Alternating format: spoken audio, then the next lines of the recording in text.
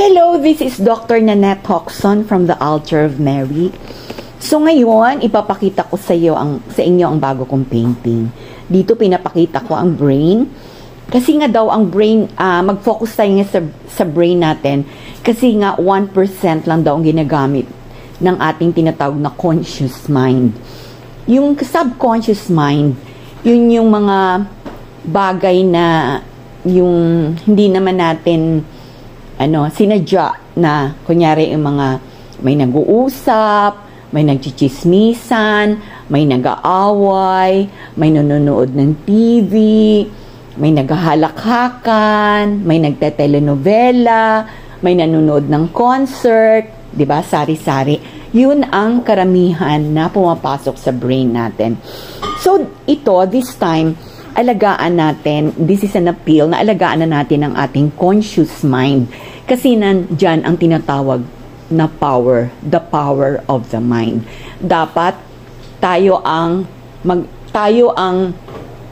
dito, yung brain natin, tayo ang nagmamanage, no?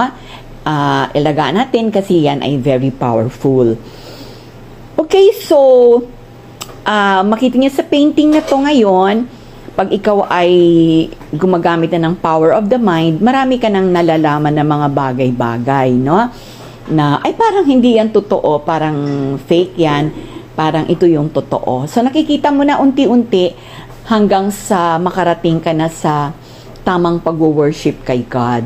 At alam mo na ang lakad mo na gusto mong pumunta sa liwanag. Kaya ang painting na to, ang title ko, yung kay Coritha, yung Oras Na, di ba?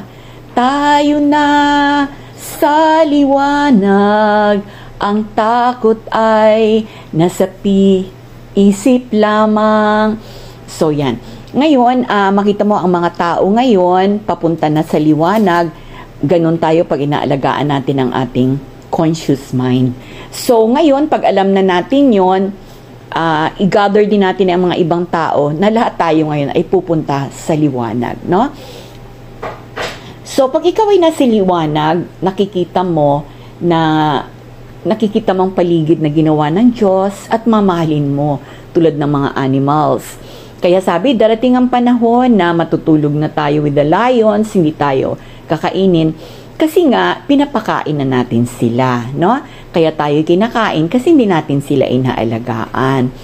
Tapos, yung mga plants, flowers, fishes, yun, mga dagat natin, huwag nating dumihan. So, magiging tayo ganyan, excellent, no? Sa mata ng Diyos.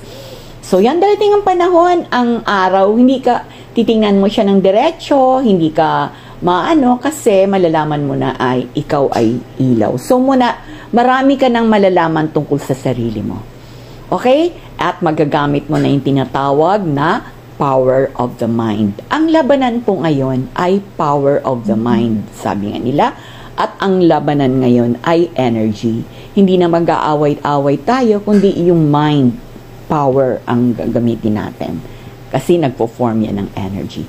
Okay? Bye!